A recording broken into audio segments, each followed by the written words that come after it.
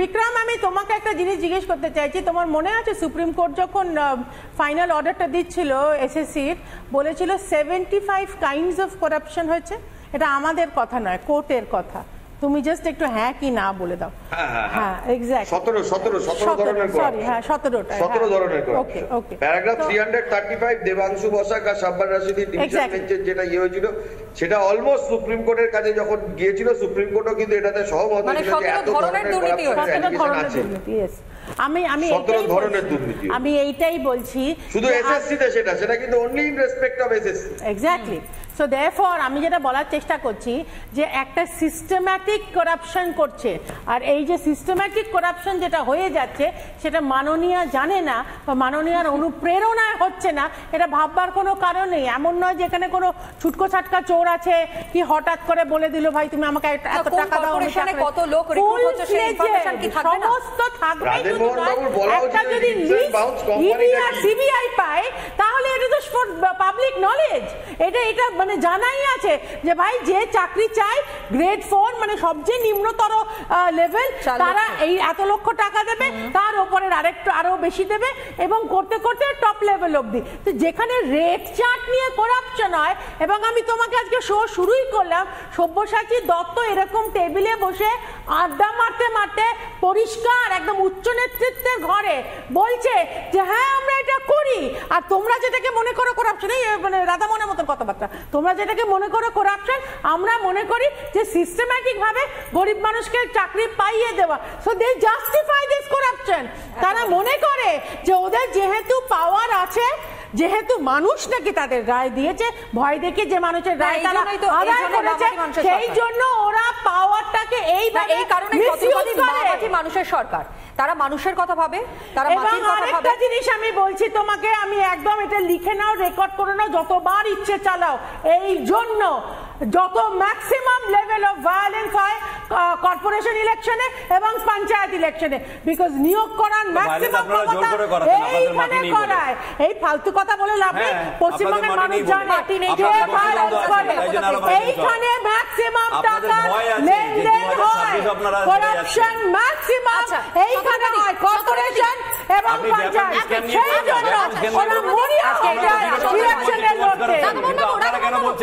আপনারা কেন আমার একটা কথা শুনুন। আচ্ছা, দুর্নীতি হয় না, দুর্নীতি নেই, দাঁড়ান আমি আপনাকে প্রশ্নটা করি, আপনাকে প্রশ্নটা করি, একদম বলা আপনি পুরোটা শুনবেন, প্রশ্ন আপনি পুরোটা শুনুন। দুর্নীতি হয় না, দুর্নীতি নিয়ে যা যা অভিযোগ, যা যা তথ্য প্রমাণ সামনে এনেছে সিবিআই, আপনার কথা মতো সেগুলো সব ভুল, আপনারা সেটা প্রমাণ করবেন, আপনি বলে এই যে প্রশ্নটা করতে দিলেন না, আপনি কথাটা শুনুন আমার প্রশ্নটা। আচ্ছা, এ রাজ্যে কি তোলা, আপনি শুধু একটা হ্যাঁ বা নাই বলবেন, তারপর আমি আমার পুরো প্রশ্নটা না, তারপরে পুরো প্রশ্নটা আমি করব, আমি শুধু একটা প্রশ্ন করব, জাস্ট হ্যাঁ বা নাই বলবেন। চার লাইনে প্রশ্ন, না চার লাইন নয়, আমি একটাই প্রশ্ন করব রাধামোহন বাবু, প্রশ্নটা শেষ করি। এ রাজ্যে তোলাবাজি হয় কি হয় না? শুধু হ্যাঁ বা না বলুন, তারপর আরেকটা কথা বলবো। তোলাবাজি হয় না, হয় না। রাজ্যের মুখ্যমন্ত্রী এক মিনিট শত্রুপাতি, রাজ্যের মুখ্যমন্ত্রী মমতা বন্দ্যোপাধ্যায়, এক মিনিট বিক্রম, এক মিনিট, রাজ্যের মুখ্যমন্ত্রী মমতা বন্দ্যোপাধ্যায় তিনি বলেছিলেন পুলিশের বড্ড বেশি লোভ হয়ে গেছে, লোভটাকে সম্বোধন করতে হবে। এই লোভটা তাহলে কিসের? দেখুন আমি একটা কথা বলি, আপনার প্রথম প্রশ্নের আনসারটা দিয়ে দিই না, কেন আপনারা এটা শুনতে চাইছেন, আমাকে বলতে দেবেন এবার আনইন্টারাপ্টেড। আমি দেখুন এই যে দুর্নীতি যেটা হয়েছে, আমি আবার এই স্ট্যান্ডটা বলছি, আমাদের জিরো টলারেন্স টুয়ার্ডস কারাপশন, ঠিক আছে, কিন্তু জিনিসটা হচ্ছে এটা সাবজুডিস ম্যাটার, চার্জশিট দিয়েছে সিবিআই, এটা দুর্নীতি হয়েছে কি হয়নি এটা বিচারপতি কোর্টে কিন্তু রায় দেবেন, ঠিক আছে। এবার বলুন, আমি সারদা স্ক্যামটা শুনেছি, আপনারা সবাই শুনেছেন, জনগণ শুনেছেন, সারদা স্ক্যামে কি হয়েছে? এখন অব্দি কিছুই হয়নি, কেন? হেমন্ত বিশ্ব শর্মা ঘরে আমি নিজে দেখেছি, ওর বাড়িতে কত রেড হলো 2014-তে, তারপরে কি হলো? স্ট্যান্ড স্টিল হয়ে গেল, কেন হয়ে গেল? মানে এটা বড় প্রশ্ন। তারপরে আমাদের লিডার অফ অপোজিশন শুভেন্দু বাবু, উনি খুব ভালো লিডার, আমি বলছি এটা, কিন্তু এরা বলুন আপনাদেরই দলে ছিলেন, না না আমাদের দলে ছিলেন, এখন এই দিদির মধ্যে ভ্রমণ করতে এসেছেন, দিদি নিজে বলেছিল, তার মানে দিদি শুভেন্দু অধিকারীকে মানে না। যাই হোক, সারদা স্ক্যামে কি হলো? সারদা স্ক্যামে এখন অব্দি কিছু হলো না কেন? আজকে আমাদের লিডারদেরকে সিবিআই টানছে, ইডি টানছে, ওনাকে কেন ইনভেস্টিগেট করছে না কেন? আমি এটা বুঝতে পারছি না, ঠিক আছে। কিন্তু জিনিসটা হচ্ছে, দেখুন আমি আবার বলছি, আমরা কিন্তু দুর্নীতির আগেনস্টে আছি, আমরা দুর্নীতিকে সাপোর্ট করি না, আমরা জিরো টলারেন্স টু দুর্নীতি। এটা কোর্টে গেছে মামলাটা, কোর্ট মনিটর্ড এ হচ্ছে সিবিআই ইনভেস্টিগেশন, কিন্তু এটা তো প্রুফ করতে হবে সিবিআই কে, কনভিকশন হবে না অ্যাকুইটাল হবে, এটা তো কোর্টে হবে, এটা তো আমাদের এখানে টেবল ডেস্কে হয় না। আমি এটাই আপনাকে বলতে চাই। শিক্ষক নিয়োগে দুর্নীতি হয়নি, হ্যাঁ বা না? এইটা কোনো কথা হলো? হয়নি, এটা সাব জুডিস ম্যাটার। আমি বারবার এটা বলছি, আপনারা জোর করে, আমরা বিচারপতি না, আপনারা বিচারপতি না, বাম বিচারপতি না, বিজেপি বিচারপতি না, হয়েছে কি হয়নি এটা কোর্টে আছে। আমরা চেষ্টা করবো প্রমাণ করা হয়নি। এটা সাজানো ঘটনা, এটা বিজেপির পায়ে তলার মাটি নেই, ওদের জনগণ ওদের সাথে নেই, ওরা রাস্তাতে বসিয়ে দিয়েছে জনগণকে। চাকরিটা কোথায়? সাধারণ মানুষের কথা আমরা এখানে বলবার কথা বলছি। ওরা নিয়ে নিচ্ছে। কারা নিয়ে নিয়েছে? বিজেপি তো ক্ষমতায় নেই, কি করে নিল তারা? আরে বিজেপি ক্ষমতায় নেই, সংগঠন নেই, তাদের লোক নেই, তারা কি করে নিল? বিজেপি চলে তিনটে ইনভেস্টিগেটিং এজেন্সি এখানে, এটা হচ্ছে আপনার সিবিআই, ইডি আর ইনকাম ট্যাক্স। আচ্ছা রাধামোহন বাবু, এবার আমাকে একটা কথা বলুন, দুর্নীতি হয়নি, চাকরি বাতিল হলো কি করে? এসএসসির তরফ থেকে স্পষ্ট করে বলা হয়েছে সেখানে এত সংখ্যক দুর্নীতি হয়েছে, প্রায় সংখ্যাটা মনে হয় খুব না ভুল হলে 8000 বা 7000 এর কাছাকাছি হবে, এক্সাক্ট সংখ্যাটা এই মুহূর্তে আমার মনে পড়ছে না। কিন্তু তাহলে এসএসসি কি করে বলে যে দুর্নীতি হয়েছে? বেনিয়মে চাকরিটা বিক্রমও রয়েছে। বিক্রম, একটু ক্ল্যারিফাই করবো তোমার কাছ থেকে এই বিষয়টা। এসএসসি তো স্পষ্ট করে বলেছে যে দুর্নীতি হয়েছে, সংখ্যাটাও তারা সামনে এনে দাঁড় করিয়েছে।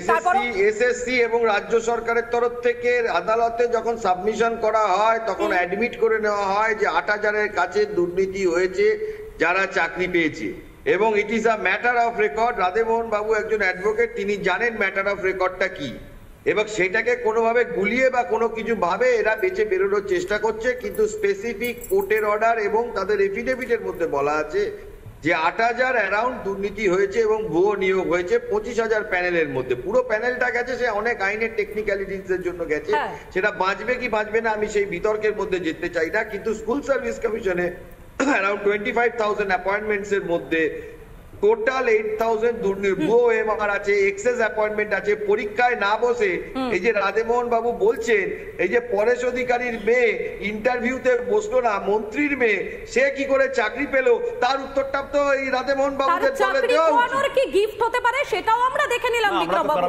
চাকরি খোয়ানোর পর তাকে কি গিফট করা হলো? রাধামোহন বাবু, এই ছবিটা দেখতে পাচ্ছেন যেটা আমাদের স্ক্রিনে চলছে, দেখুন এই যে ছেলে মেয়েগুলো যারা পথে বসে বিজেপির ক্যাডার, বিজেপির ক্যাডার, এরা আপনি জানেন তারা কারা? তারা এমনি রাস্তায় এরকম হামাগুড়ি দেবেন? আপনি কতদিন গিয়েছেন তাদের পাশে? আপনি কতদিন গিয়ে দাঁড়িয়েছেন তাদের পাশে? দেখুন দেখুন, মাথা কামিয়ে ফেলছেন, চুল কেটে ফেলছেন। আপনারা কতবার গিয়েছেন এই চাকরি প্রার্থীদের কাছে, কতবার তাদেরকে বলেছেন যে তাদের চাকরিটা হবে? উত্তর রয়েছে রাধামোহন বাবু। এবার বলি আমি, বলুন। হ্যাঁ দেখুন, যেটা এই বিক্রম বললো যে দুর্নীতির ব্যাপারটা, দেখুন আমি আবার বলছি এটা সাব জুডিস ম্যাটার।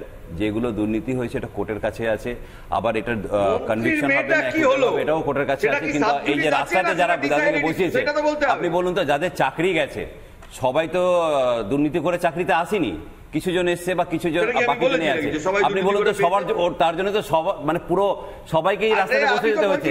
তার সাথে শুধু ক্যান্ডিডেটরা, মানে ওরা যারা জব করছিল তারা বসেনি, তার ফ্যামিলিরা বসেছে। এবার বলুন তো, একটা কথা বলুন, অন্যায়টা আপনারা করে দেন, আবার অন্যায়টা যখন বলতে দেবেন না, বলতে দেবেন না।